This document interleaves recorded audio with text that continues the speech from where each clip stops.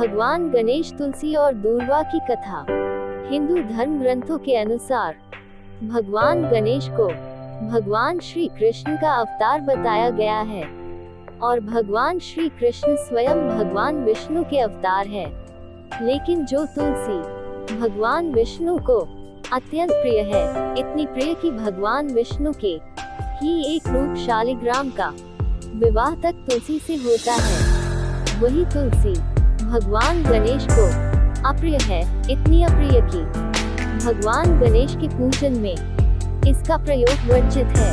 पर ऐसा क्यों है, इसके संबंध में एक पौराणिक कथा है। एक बार श्री गणेश गंगा किनारे तप कर रहे थे। इसी कालावधि में धर्मात्मज की नवयौवना कन्या तुलसी ने विवाह की इच्छा लेकर तीर्थ यात्रा पर प्रस्थान किया। देवी तुलसी सभी तीर्थ स्थलों का भ्रमण करते हुए गंगा के तट पर पहुंची। गंगा तट पर देवी तुलसी ने युवा तरुण गणेश जी को देखा, जो तपस्या में विलीन थे।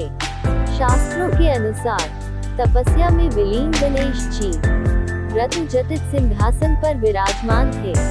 उनके समस्त अंगों पर चंदन लगा हुआ था। उनके गले में पारिजात पुष्पों के साथ स्वर्ण मणि रत्नों के अनेक हार पड़े थे।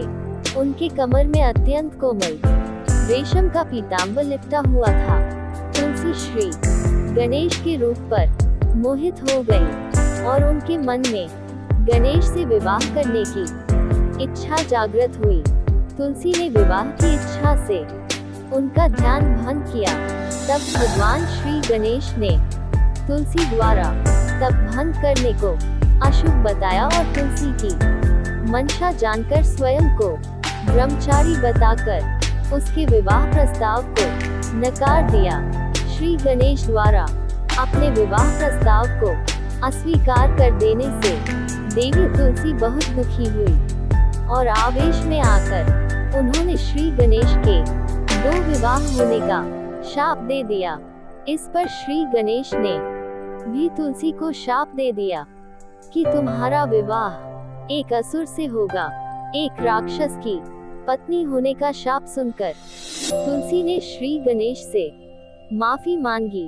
तब श्री गणेश ने तुलसी से कहा कि तुम्हारा विवाह शंखचूर्ण राक्षस से होगा, किंतु फिर तुम भगवान विष्णु और श्री कृष्ण को प्रिय होने के साथ ही कलयुग में जगत के लिए जीवन और मोक्ष देने वाली होगी। पर मेरी पूजा में तुलसी चढ़ाना शुभ नहीं माना जाएगा। तब से ही भगवान श्री गणेश जी की पूजा में तुलसी वर्जित मानी जाती है।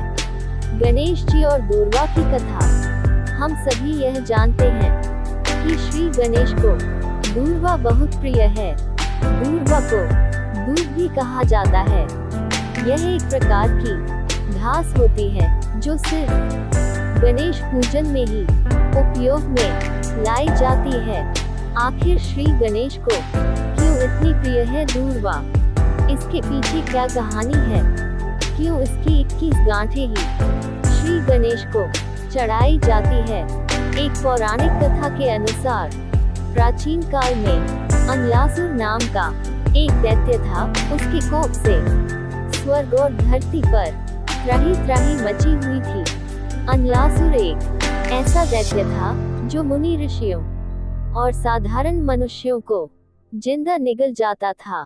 इस दैत्य के अत्याचारों से त्रस्त होकर इंद्र सहित सभी देवी देवता, ऋषि मुनि भगवान महादेव से प्रार्थना करने जा पहुँचे और सभी ने महादेव से ये प्रार्थना की कि वे अनलासुर के आतंक का खात्मा करें।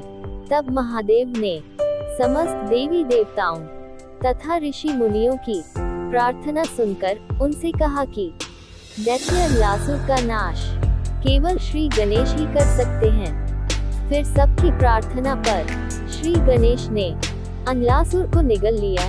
तब उनके पेट में बहुत जलन होने लगी। इस परेशानी से निपटने के लिए कई प्रकार के उपाय करने के बाद भी जब गणेश जी के पेट की जलन शांत नहीं हुई, तब कश्यप ऋषि ने दूर्वा की 21 गांठें बनाकर श्री गणेश को खाने को दी।